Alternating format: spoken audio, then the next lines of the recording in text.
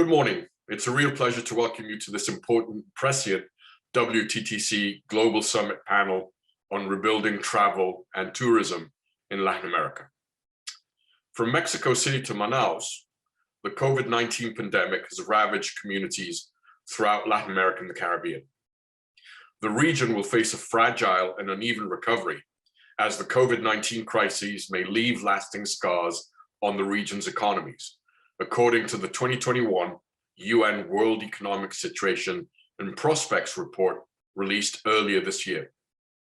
The report warns that the devastating socioeconomic impact of the pandemic will be felt for years to come unless smart investments in economic, societal, and climate resilience ensure a robust and sustainable recovery of the global economy. In 2020, the world economy shrank by 4.3%, over 2.5 times more than during the global crises of 2009. The modest recovery of 4.7% expected globally in 2021 would barely offset the losses of 2020. And the pandemic has ravaged countries in Latin America and the Caribbean, exacting a heavy human toll and causing an economic contraction of historic proportions. The region's GDP declined by 8% in 2020 as prolonged national lockdowns, weaker merchandise exports, and a collapse in tourism undermined economic activities.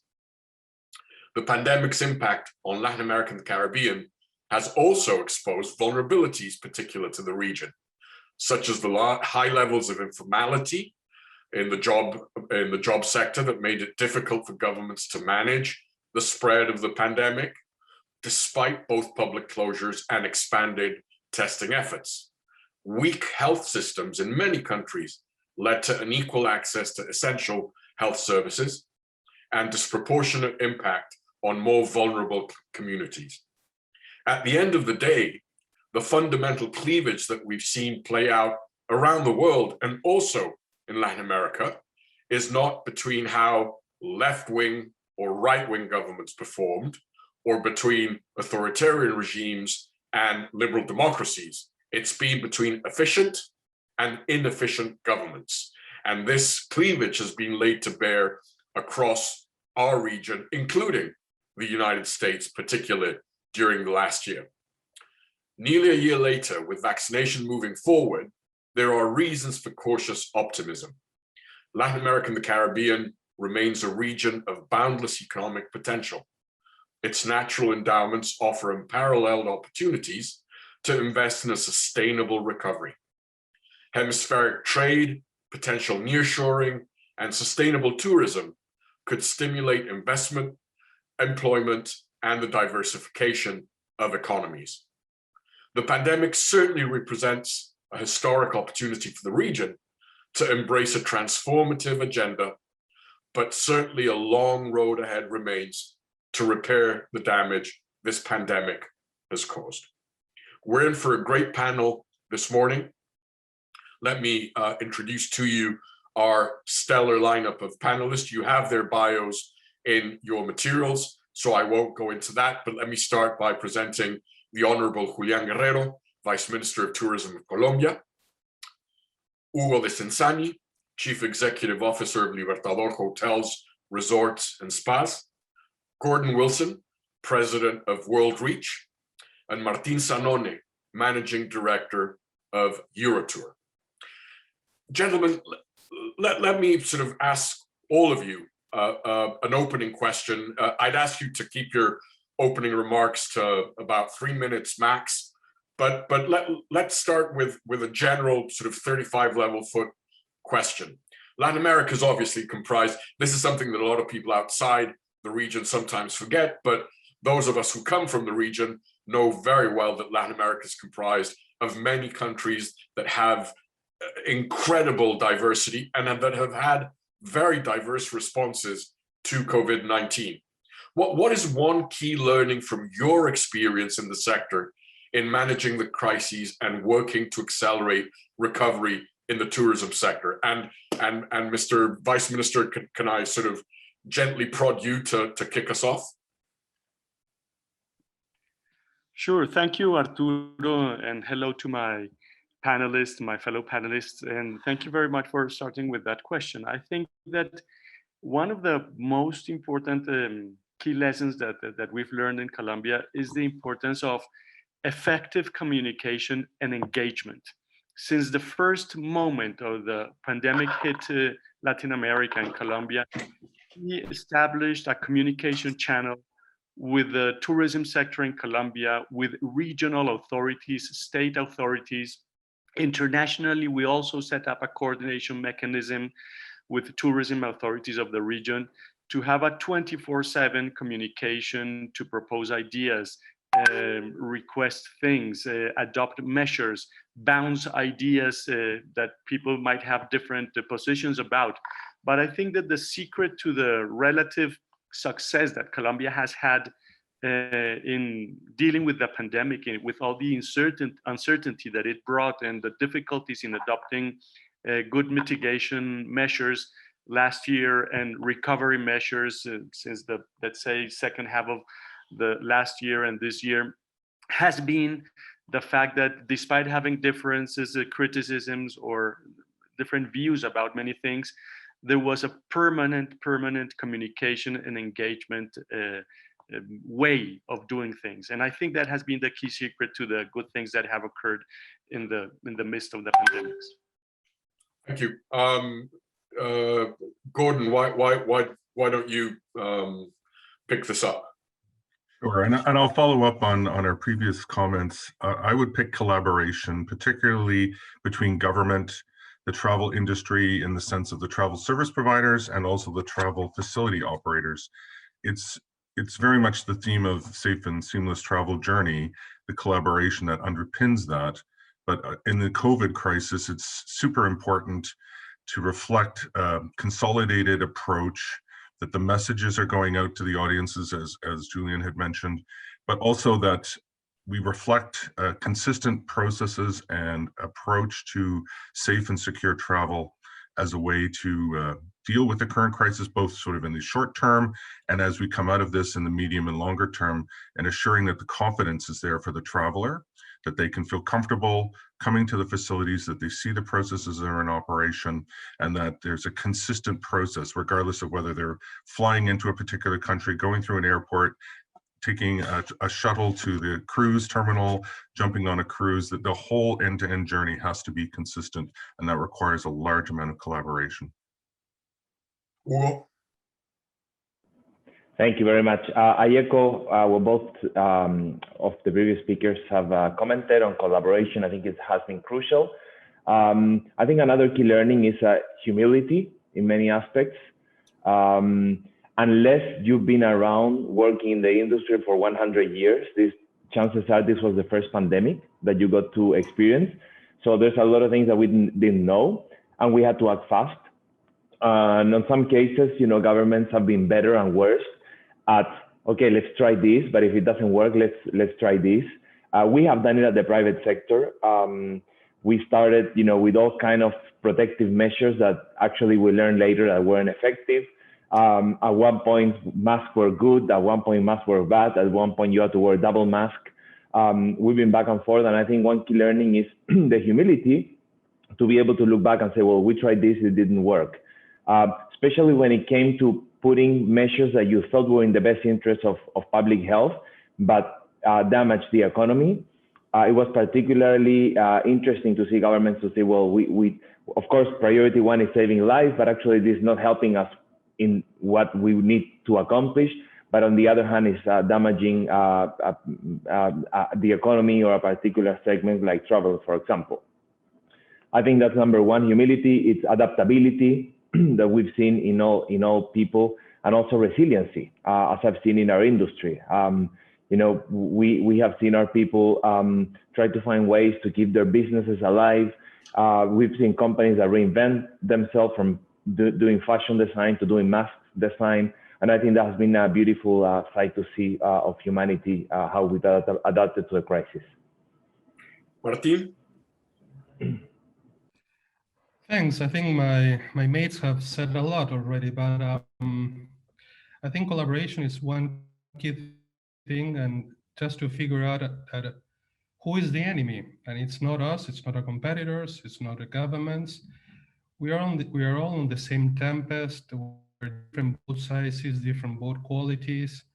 But we need to understand that if we don't all get to the safe port together, it will just take longer to recover.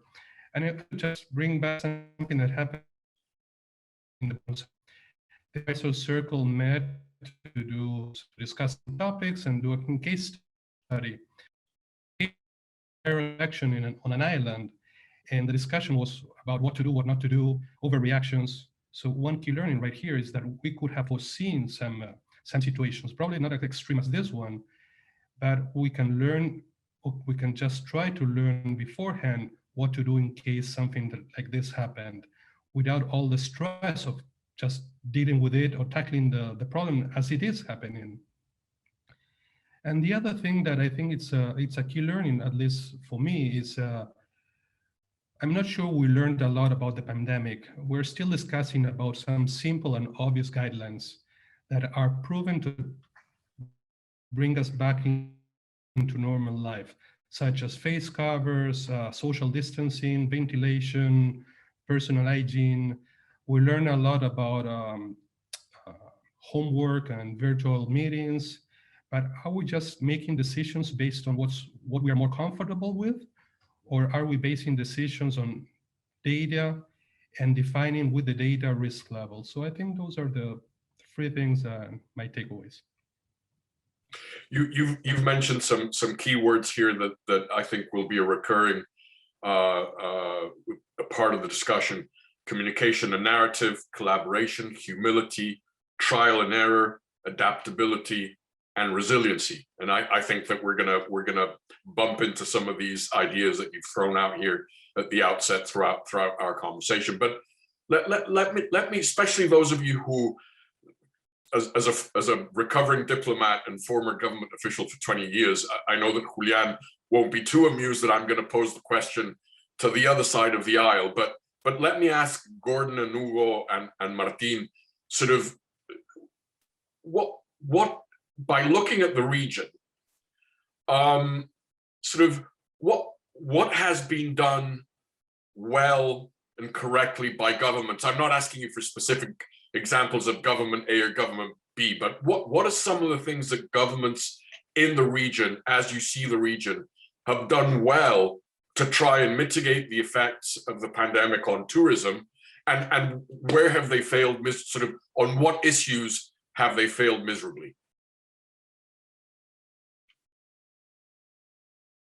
Hugo, I see you grasping for air there. If you, okay, it's a complex question. And as you mentioned before, it's a very heterogeneous region, so it's hard to kind of like put everything in one bucket. But I'd say that there are three levels. And the first one has been dealing with the immediate impact, and that's giving economic relief to the industry.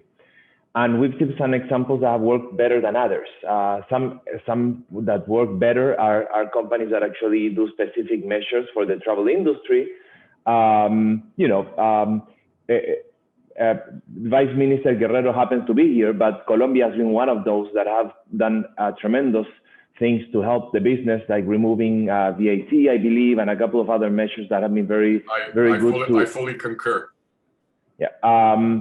And we've seen countries that have given some measures that are specific for the industry too, because what we want is to keep the human and physical infrastructure alive. So when we need to recover, we don't recover from a lower development level. So we lose all those that great people that it took years to form, or that great businesses that go bankruptcy. If we lose them, they're going to be worse equipped to handle the recovery. And I think measures that target keeping people in the industry and keeping businesses from bankruptcy have been quite successful in the region. A second aspect has to do with getting people back to travel during the pandemic. And I think there Latin America has not been as successful as other regions that have taken a regional approach, like Europe, for example, or even Australia with New Zealand that did travel corridors at one point. I don't know if they continue to have them or not. We've done that more in silos. And you have countries like Chile that are in a total frontier lockdown, or you have countries like Mexico where you can just breathe in without even having a PCR test or a quarantine. And that's the spectrum. And I think, I think we could have done better as a region to get alignment, because countries cannot get COVID, people get COVID. So at the end of the day, it's better to focus on people than to focus on countries. And the third aspect is the recovery and how you go out and make sure that what comes the post-COVID is as good or even better as what business used to be in the back before. And I think governments have a crucial role in promoting their destination and taking advantage of the crisis. And we've seen some Caribbean islands, for example, that now are allowing people to become temporary residents and boosting tourism by allowing people to do home office from a pristine beach in the Caribbean. I think that's brilliant. We're going to have a very well-hit region. We're going to have less airflow because a lot of the airlines are on Chapter 11 in our region and are not getting help by governments like in Europe or Asia. So we're going to have less flights. It's going to be a more expensive destination. And I think countries need to work in being as attractive or even more attractive than they used to be in the past to compete with those other destinations. Gordon and Martin, as the world and many countries move towards recovery, there's obviously going to be, and we're already sort of diving into that. There's going to be a need to remove some of the travel barriers that have been in place for the past year. How do you rebuild traveler confidence to accelerate the recovery? And let me ask of Julián, sort of the burning question which is out there, and just go on social media, and I've seen 10 articles, 9 articles in the last week about this issue. Sort of what should be, if any, the role of the so-called vaccine passports? Do we need them? Are they discriminatory, as many are saying, particularly here in the US and in the UK? Sort of how do you see these things interplaying? So Gordon and Martin, if you can take a stab at sort of how do you rebuild traveler confidence, and then ask the Vice Minister to sort of, and obviously you can all jump into either of these questions, but sort of what do we do with vaccine passports, and what's your view on the need to develop protocols in that regard? Well, I'll jump in. I'm actually working on the WTTC interoperability working group on that area, so we get a lot of good information, and there is a plethora of approaches to this. I think at the very highest level, at 35,000 foot level, as you said, we're going to have to do a combination of approaches with it. We can't require vaccines, although people, ideally would like to have some, and a large portion of the population will. We have to allow that there's testing and the combination, and reality is just the time it takes to get the vaccines rolled out globally. There will be a dual approach of both vaccine certificates and test certificates that we'll be able to use in that process. And those who wish to have testing, I know Peru, there was a presenter from Peru at WTTC weekly meetings who talked about what they're doing at the airport about 2 months ago, and they're doing testing within 5 to 10 minutes. You get the results, it's low cost, and they're doing it for all people even transiting the airport. So there are mechanisms that allow this to be implemented in a reasonably cost-effective and fast manner that allow the flow of people, even those who haven't had vaccines or won't have vaccines for various reasons. And it is a non-discriminatory approach to do that. So I think there are ways that we can accommodate it, and those who do choose to have the vaccine or have the ability to get it because early distribution will come to their country faster, perhaps. Sure, that'll help us all with herd immunity over time. And I don't think it's a one or the other situation. We have to allow for the fact that there can be combinations. And that will raise the confidence of travelers, in my opinion, as well, to feel that they're comfortable in tight quarters on planes, ships, etc., and result in a safe and happy journey as well for those who are participating. Martin? I think there's many things that we need to do, but I want to focus just on two. One is we need to preach by example. We are the travel industry. We are the people who our clients look at when they are starting to think or dream about travel. And we are the first ones who need to start traveling again. We need to go to congresses, we need to go to travel shows, travel fairs, we need to go on holidays abroad, we need to travel. And we need to demonstrate that travel is not just, the risk can be managed. So it's not that if you just you just go ill. So I think that's the first thing. The second thing is, no one forgets all the images of 13 months ago, what happened in March, and how stressful situations a lot of passengers around the world suffered. And there's thousands of stories. I just want to piggyback on one that we had in Argentina.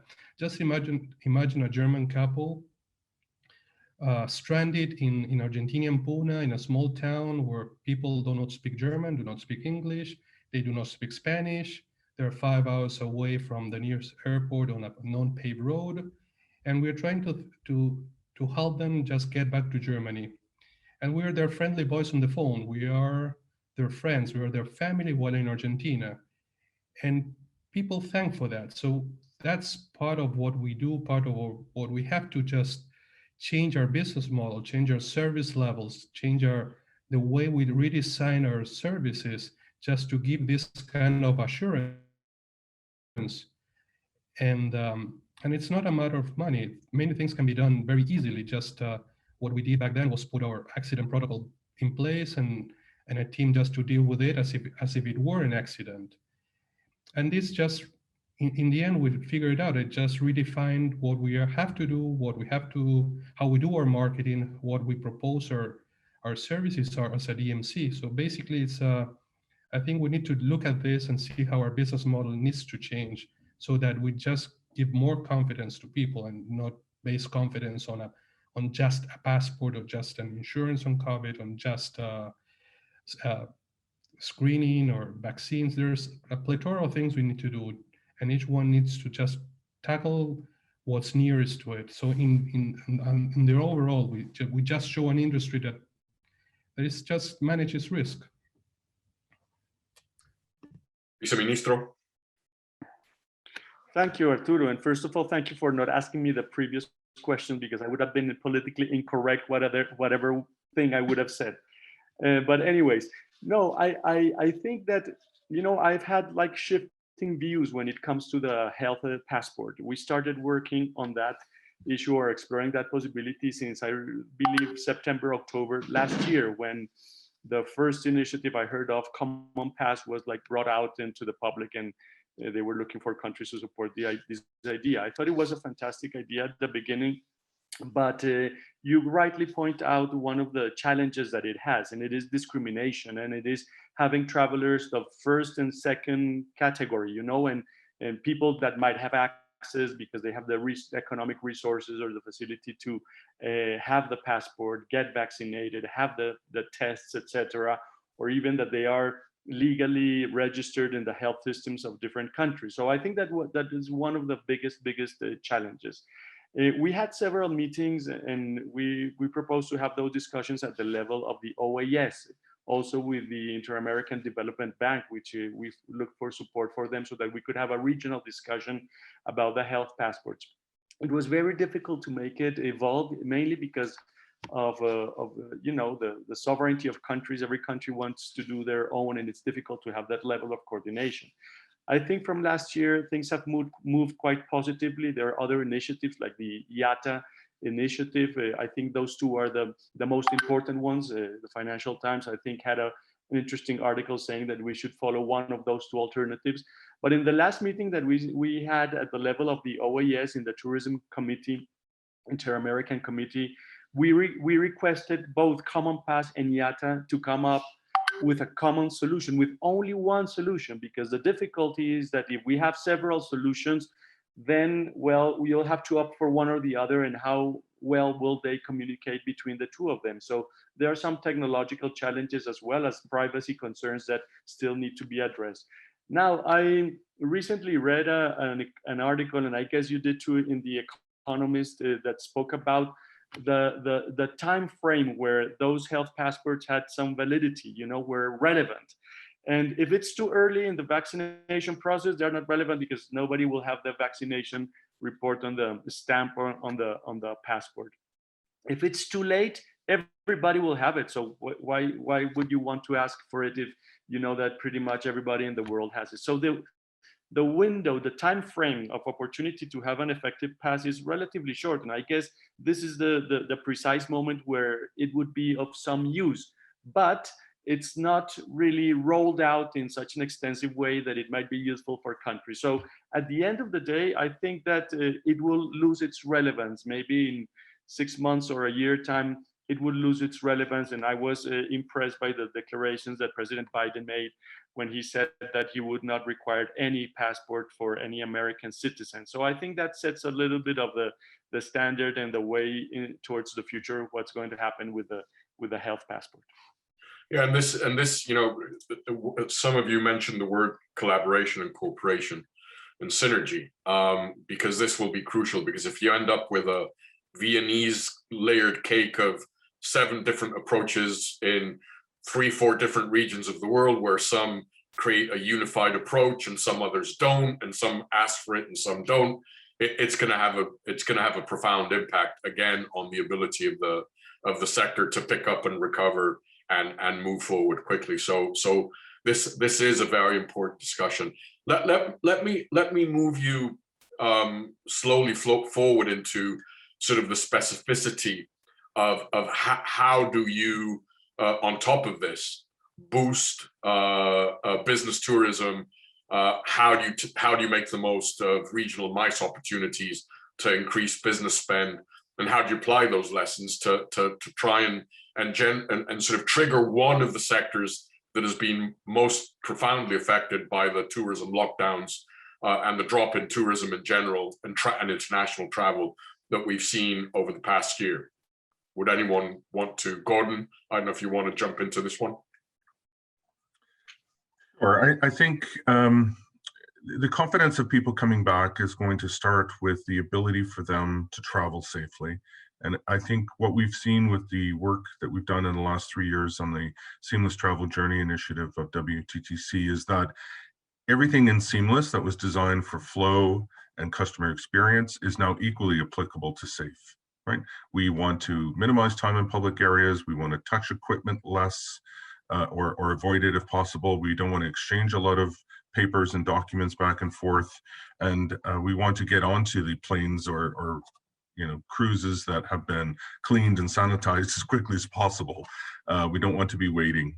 And the challenge, I think, right now for the industry, where it's going through a difficult period, obviously, in terms of cash flow and stresses financially, but yet seeing this wave of people that are ready to travel coming from, July, August through to next season that's coming up through the summer winter season coming up.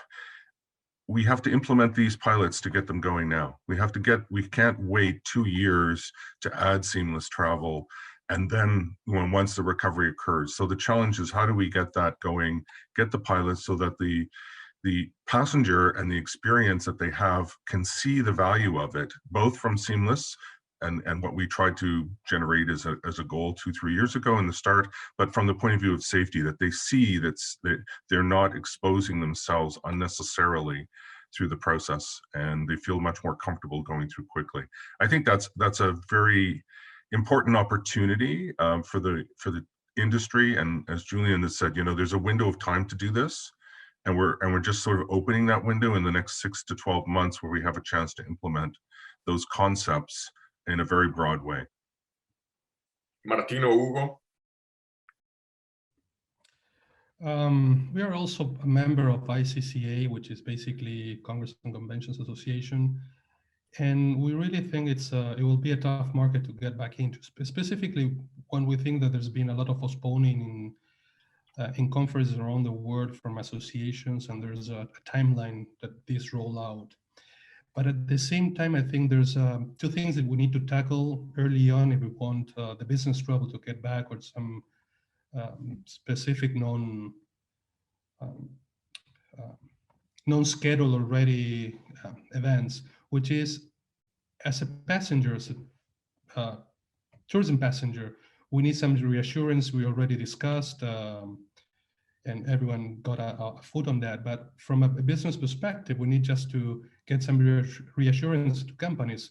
What happens on the risk level of their employees? What happens in the, do they need some specific insurance for this kind of things? Kind of, if someone gets kidnapped, that's an extreme situation either, but what kind of things can we do just to offset those kind of concerns? And on the second side is, as PCO, many companies, what they do is try to explain their clients that by doing an incentive trip, by doing a conference, or by inviting their top sellers on a trip, the ROI on this investment just skyrockets. And I think we need to do the same thing here. We need just to explain and try to calculate the ROI, why going back into one-to-one conversations or meetings is better than doing yet another Zoom. And I read on an article on the newspaper, I think it was New York Times, or probably some other economic one, which says how much money companies saved last year by not traveling. So that's probably one of the angles that we need to get back to, is showing that there's an ROI on that, on just meeting person to person, going to trade shows. There's certain trade shows that cannot be done virtually, when you're just showcasing a new machinery that you need to touch, you need to see how it works, and just a video would not do. So I think those are probably the two things that we need to do right away. And again, the window of opportunity is not that big, I think. Hugo? Well, I think it comes back to what we're discussing. People want to do MICE. I have a strong belief that the home office will create more, will enhance the condition for meetings, because people are not going to be working the whole year in their office. So they're going to need to meet more in person. So I think that there's going to be a bigger demand. Today, the challenge is that there is innumerable permutations as to what you need to have to travel. Like, if you travel from one country to the other, but you make a layover in a third country, then the rules of those three countries apply to where you're traveling.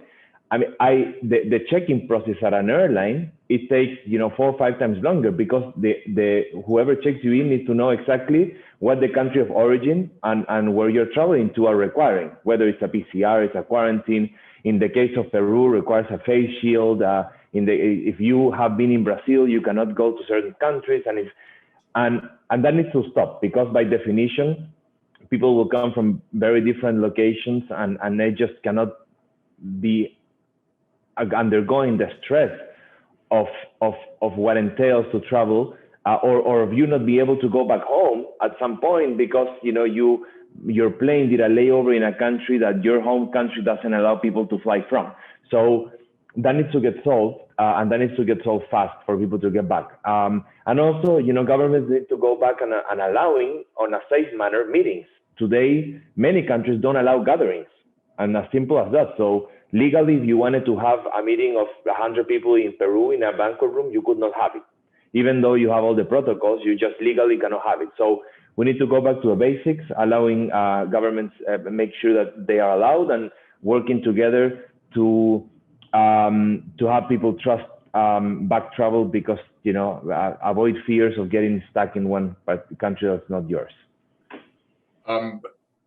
Julián, I'd like, if possible, because of what Hugo has just mentioned of the role of governmental restrictions and conditionalities regarding mass events or big meetings, I'd like to ask you for your take on that. But there was the question that I wanted to lead with you is obviously, and you and I come from two of the most mega diverse and biologically rich countries in the Americas, Colombia and Mexico. And obviously, I think there is a unique opportunity ahead for the tourism industry to focus on sustainable and inclusive development for the future. Also a region with huge disparities in income and equality. Which sustainability areas do you think the region can and should address first?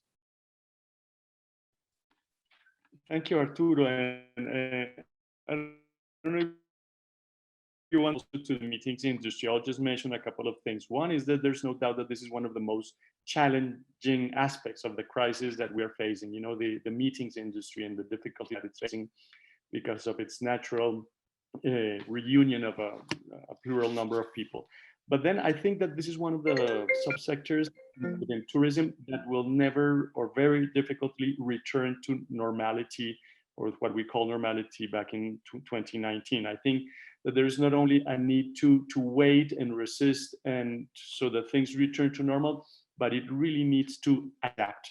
And they need to diversify the portfolio of services that they provide, not only having meetings, but for example, we've spoken with several convention centers in Colombia to see if they can also offer their venues as you know, film production facilities like studios or things of that sort to complement the income that may come from traditional meetings. Self-organized events as well is very important, and we are going to we'll never to go back to 100% meetings as we had in the past. We need a hybrid type of meetings to have. This year in October, we have both ICA meeting and the FIEXPO, the Latin American meetings industry meeting in Colombia. And I think that will be a very, very important opportunity to discuss the future of the industry in the years to come.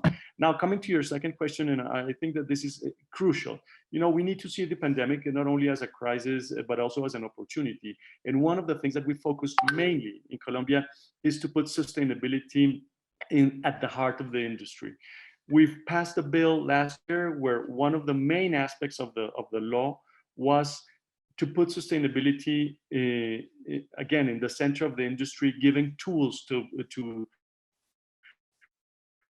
reach that can protect better the environment. That at the end of the day, it's the part of the reason why people come to countries like Mexico or Colombia. We also published the first sustainable tourism policy that Colombia has. We work together with the UNWTO, with the OECD to seek the best practices. When we have a strategy that has, we have a policy that has 6 strategies. And one of them, you know, of course, is government, but the other one is also working with the private sector. And you ask some of the main challenges when it comes to sustainability. And I would say that there's no doubt that the main challenge that we have is climate change. I mean, I don't know if you've read the book by Bill Gates recently published, and he pretty much says like, well, you were worried about the pandemic, wait and see what's going to happen with climate change. So I think we need to put that really, really at the heart of the industry and make the most out of it. We translated the policy into English as well to share it, and if people find some aspects of it interesting, that's something that we should work on. And we worked on 2 other sustainable documents. One is a nature guide interpretation handbook, a training manual for guiding for nature interpretation in Colombia, beautifully published book, also in English with 50 podcasts and things to download in your mobile phone, and good practices manual also for sustainability associated with nature tourism. Very happy to share all this information with you, maybe through you, because I think we should increasingly work together to continue working towards sustainable tourism. As a non-lawyer, I'm going to commit the sin of leading the witness here, but I wanted to ask Gordon and Hugo and Martin, sort of when we talk about a sustainable and inclusive recovery, in a few months, what are 2 or 3 indicators that you would be looking for and look backwards to sort of ascertain whether the recovery is in fact sustainable and inclusive?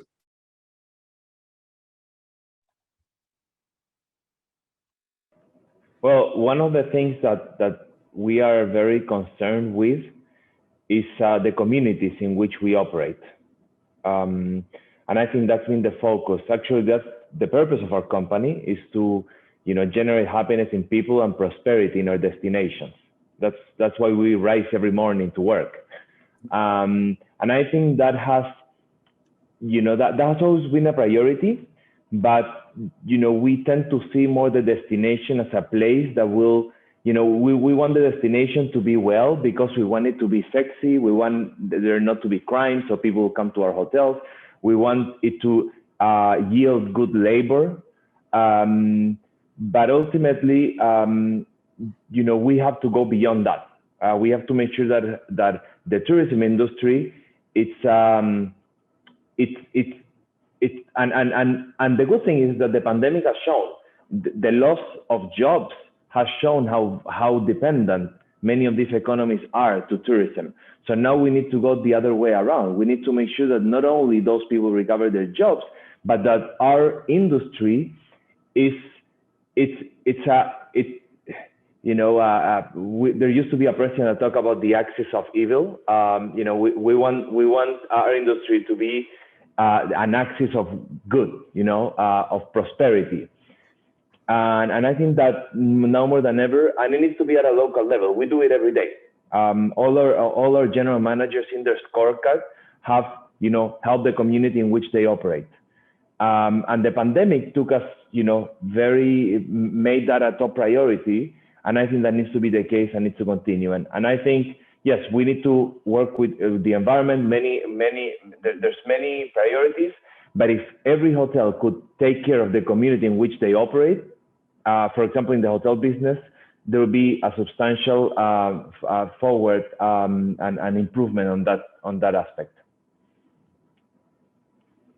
I think you're with me, Ambassador. That sense of co-stakeholdership is very important. And Gordon and Martin, would you want to comment on this too? Or I'll jump in with maybe a different indicator, which would be from a traveler's perspective. How long does it take for me to clear through borders and provide the necessary documentation? So whether it's looking at what do I have to fill in? For example, is it electronic? Is it digital? Can I do it then? Do I have to bring paper? Is it a certificate or a test? How consistently recognized is it throughout the region? Does it makes it simpler? Can I do it digitally in advance? Right before I even fly, before I even get on the plane, can I give you everything I need and do the upload and provide my identity so that you can actually allow me to move through the process very quickly? Those would be good indicators that we've taken a crisis. And I think, there's a recent study from McKinsey saying that the crisis has accelerated the move towards digital channels in sales and everything we do in our lives by 5 to 10 years. So is the travel sector taking advantage of this? Are we moving forward in a way that can put make it easy for travelers to go through this process of providing what they need to provide quickly, simply, and consistently to all the stops along the way? Martin? I don't want to sound pessimist, but the good thing about having an indicator is that we can act upon that and just make the changes to improve. There's a couple of things that have been touched before, and one is the inequalities in Latin America, and specifically can talk about South America. And one concern that we have is that most of our suppliers and people we work with are SMEs or just individual contractors. Just think about tour guides, which is a person, more often than not, it's a woman. And if there's no tourism, there's no job. And in most cases, in small communities, there's no alternative of a job rather than tourism or being on social welfare. So not having tourism is just, it's been on either side of the poverty line, in some cases, in some smaller communities. So I think that there's things that we can do and I would monitor just two things. One is the number of tour guides back on a job in time compared to what was pre-COVID. And the second thing is how can we just push for these smaller communities? So in that terms, I would just push for certain things that we can just change in our services is, for example, increase the number of overnights in smaller destinations or side destinations compared to the bigger cities. And it's not that I want just to lose any business, or anyone loses business compared to another one. But if we need to push for these smaller contractors or these smaller enterprises, we need just to help them. And the way to help them is just reinvent the service delivery. And at the same time, in Latin America, when we go for this kind of thing, usually it's open places, less travel, no over tourism. So it's also a way just to market differently.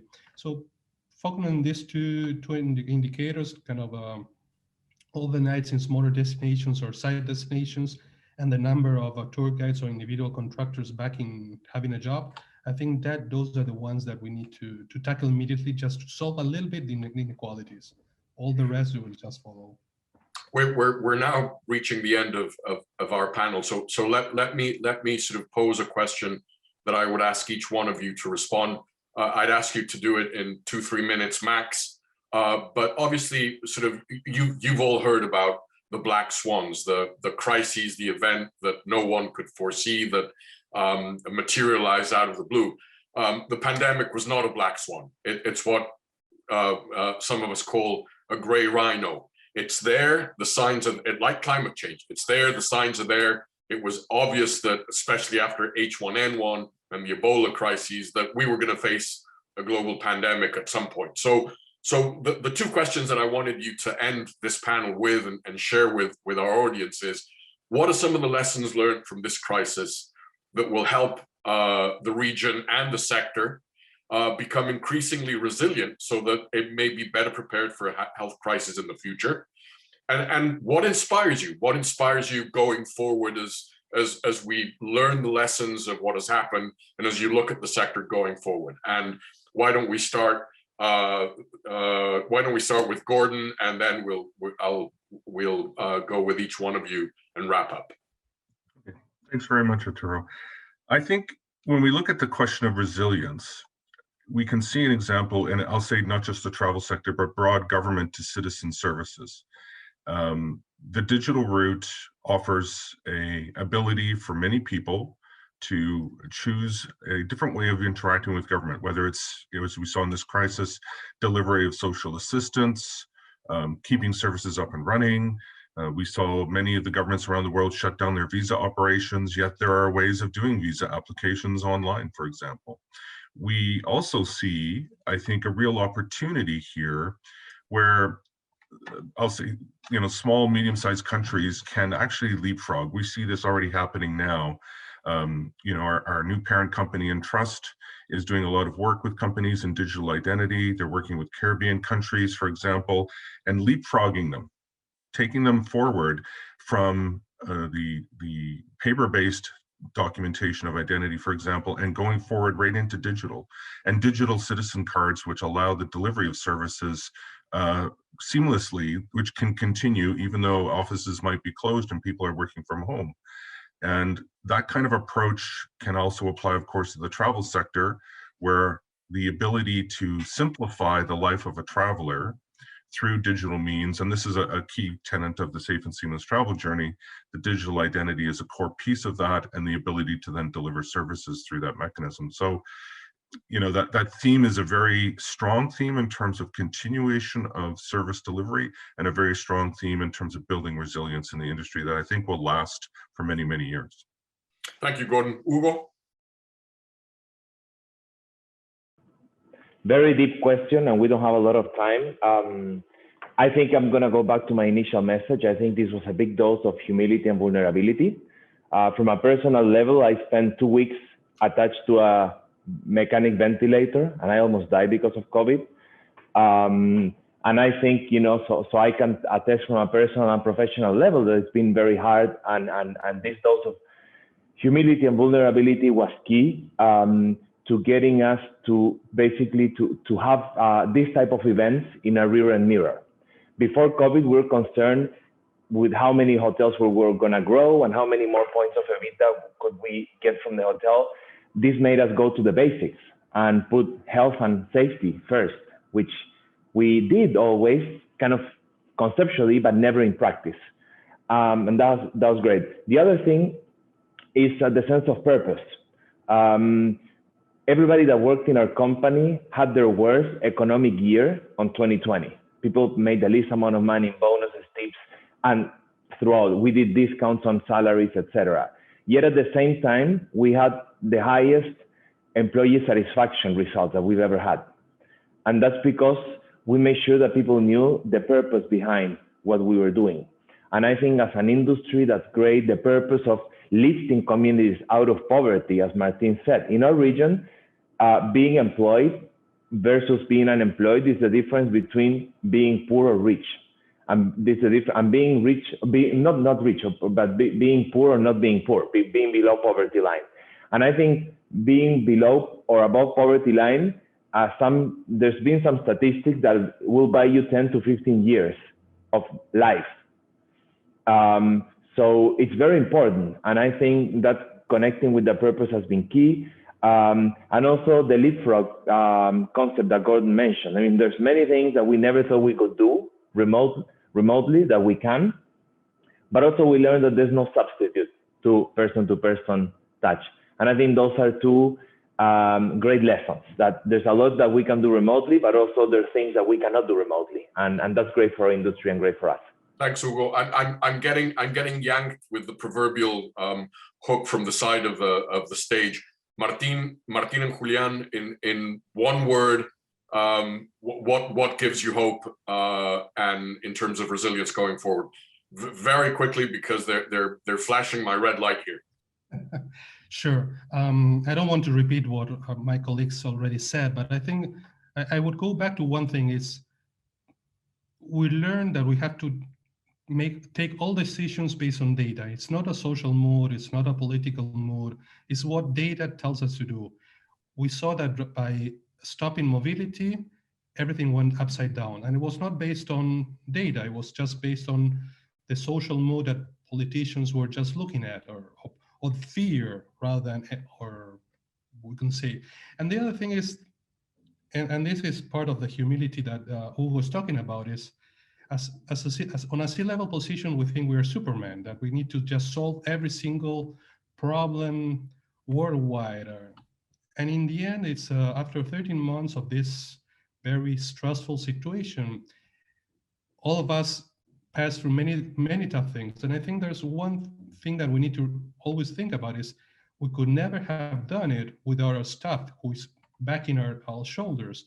And as Hugo said, their salaries were reduced, their money was reduced, their income was reduced, but they never lost hope, lost spirit, and they are always backing us just to continue going forward.